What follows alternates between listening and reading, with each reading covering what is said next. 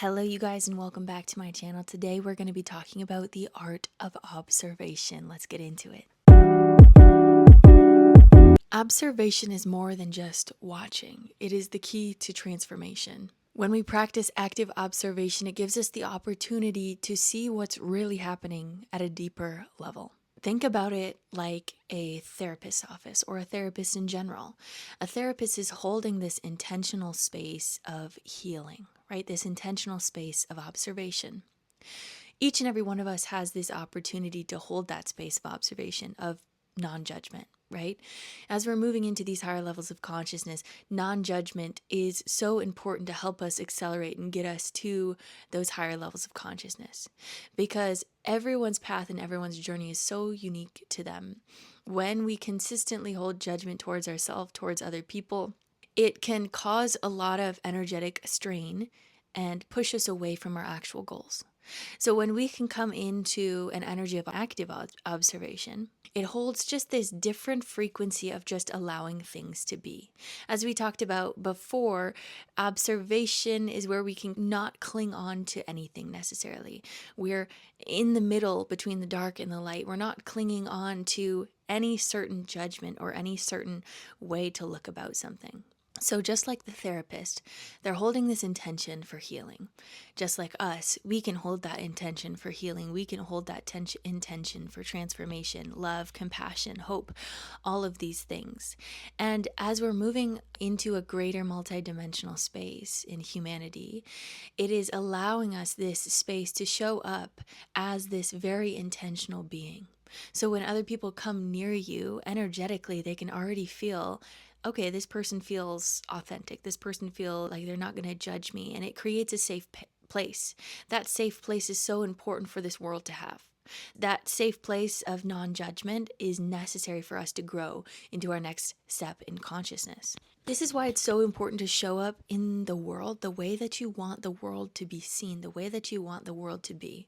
So if you want the world to be a brighter place, if you want the world to be more trustworthy, if you want the world to be more loving, you have to be the one to show up in that way. We as divine beings become mirrors, right? We're all mirrors of each other. But when you've done a lot of work energetically on yourself, when someone else is talking to you or they're projecting you onto you, you don't have to hold on to those projections. You don't have to hold on to their emotions. You can just let them be. You can let them pass through you. You can hold strong in your sovereignty, hold strong in your individuality. And when you do that, what you're doing is you're mirroring back to them a sovereign state of being. You're mirroring back to them a divine frequency. That in itself is so potent because you're observing what they're going through without attaching to it, right? And so this is what is important as we're moving into the new earth consciousness, is detaching from the old programming and attaching to the new programming, the programming of divinity and sovereignty and trust and love and oneness and community. That is the energy that you're sending out when you're in this space of active observation. And why I say it's active observation is because you're intentional with it. Anyways, we are really being initiated into the highest version of ourselves. And we are really being initiated into the highest version of ourselves. And if someone else isn't walking in the same way that you are, or they're not showing up in the same way that you are, that's okay, because you're the divine reflection that says, hey, let's do better. By your existence, we are raising the standards. By you raising your own standards, we're raising the standards of humanity. So when you observe and when you mirror others, mirror in a way that is in the highest intention. Mirror in a way that says, I'm no longer going to degrade myself. I'm no longer going to really hate on this experience or this person or all of this stuff. I'm coming in a very divine frequency. So this is where you go the extra mile. You give a little extra smile, you give a little extra love to the world, and it makes an impact. This observation space where you can still send out more love, it's impactful. It truly changes the world. Life is moving beyond just the physical and the mental. Life is moving into a space where we get to understand every single electron at our fingertips. We're becoming a much more intellectual and wise state of being. We as consciousness, we as earthlings, are coming into an understanding of energy that's much deeper. So with that, holding much deeper intentions is also going to be much more impactful, right? So if you, as a multidimensional being, is holding space as a multidimensional being for someone that is also a multidimensional being but doesn't yet understand what that means, what you're doing is mirroring back to them that they have a complex life that is allowed to be complex without judgment. We're allowed to be complex beings without judgment. We're allowed to be humans in our highest form without judgment. And so, as we step forward in this art of observation, as we step forward as active observers of life rather than active judgers of life, if that makes sense, judges of life, there we go. We just hold a different frequency here, and it allows people to mirror back their multidimensionality. So there's many people that always ask me, how do I help my loved ones that I want to bring up into the higher realms? How do I help my loved ones move through higher levels of consciousness? It really is this art of observation, where you hold an intentional space of healing and growth and multidimensionality without really needing to do much of anything. Because someone's natural soul, when they're given the time and space to reveal itself, it will reveal itself. And also, everyone's journey is so unique to them. Everyone's journey is it's so necessary for them to feel exactly the way that they are feeling, right? And so if you're pushing them, if you're saying, oh, I need you to be in a higher realm, I need you to be more light, you're pushing them away from their truth at that time. And it can very much push them away from continuing on their healing journey or continue through the spiritual awakening. So a lot of times we need to recognize that the greatest thing that we can do for someone, for a loved one, is to let them experience that thing that they need to experience to wake them up even deeper.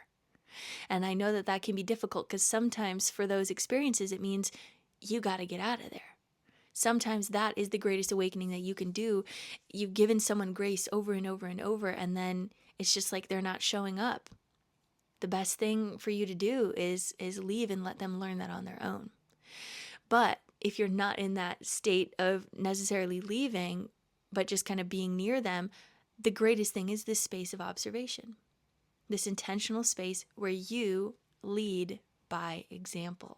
We talk about this all the time in this collective. Leading by example is the greatest way to lead. It's a very subtle way of leading in this new earth, but it's the greatest way because it gives people more of their free will back. It's not that they're confined to a certain way to heal or a certain way to move through the spiritual awakening. It allows them to go through their spiritual awakening with ease and the way that is necessary for them, because everyone's journey in their spiritual awakening is going to be different, because every single soul is different, coming from many different layers of trauma, many different parts of life that accumulate together. Not everyone's healing journey is going to be the same. And so when we project that their healing journey must look the same as ours, again, it's going to push them away, and it's going to push us away from them, and that makes it difficult.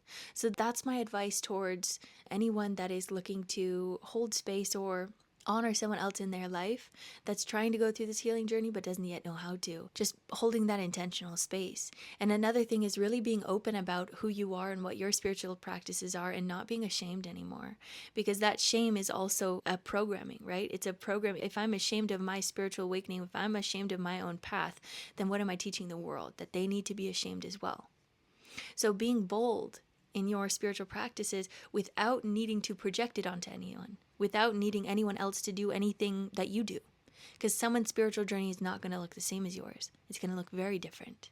So as we're holding these active observation spaces, what we can do is focus on what we are bringing forward, what energy we are providing. Are we providing a space where someone can grow, develop, and expand? Or are we confiding that space and saying you need to only do it this one way? Another thing about this active observation, it is very quiet. We don't need other people to know how much alchemy is taking place in your own auric field, in the energy around you, if this makes sense. In the same way that Jesus talked about, you don't need to pray out loud. You don't need the world to see that you're praying so that people can validate that you're a good person. This is something that is very subtle and very quiet. This is the underbelly of all of this awakening. It's a quiet awakening so that those that are ready to awaken can awaken when they're ready, and those that are not can let it wait for a little bit longer so that they can live in peace and everyone can live in peace. There is a sense of needing to do this very easily. I think there's definitely going to be natural moments where Spirit's going to shake things up, right? And then if they feel the call to come to you and be like, hey, I know that you're a bit spiritual. I'm dealing with something. Could you walk me through something? Could I ask you some questions? That's really where you come in, become that active helper and that active teacher in their life, right? But until they are ready for that, do not go and pry yourself into their life to help develop, if that makes sense. Patience is key. Everyone's development through the spiritual awakening is going to be unique to them, and it's very essential for us to respect free will, especially if we have friends and family that are respecting our free will by watching us going on a spiritual awakening journey and just letting that happen. We have to do the same for them. It might take them just a little bit longer to go down that journey, but it's just as okay. It's just as valid. Their journey is going to look different. So holding fear, though, is not going to be helpful, is it? No. But holding compassion, holding this space of growth, holding this space of love, holding this space of non-judgment, that's going to be a beautiful alchemist. That's going to be a beautiful catalyst in their relationship with you and with their life and with their soul. Many people just need the space to explore. And when you can hold observation, active observation, in a way that says, I'm not going to judge, I'm going to love, I'm going to hold space for you, for whatever you're going through, it's going to change the world. So honor your own temple, honor your own energy, attract, alchemize, move energy how it feels right for you. And by doing that, your aligned actions are going to mirror across the world. Many other people are going to see that and say, how do I do that? How do I get to the state of peace that you're in? And that's where you come in and you share. But the importance of this transition is to lead by example and lead by observing and lead by letting them come to you. Lead by holding a space of love and compassion. And when they're ready and the time is right, they will come to you and ask some questions and maybe even push you a little bit. So that is the art of observation. Have a great rest of your day. Comment down below if you enjoyed this video.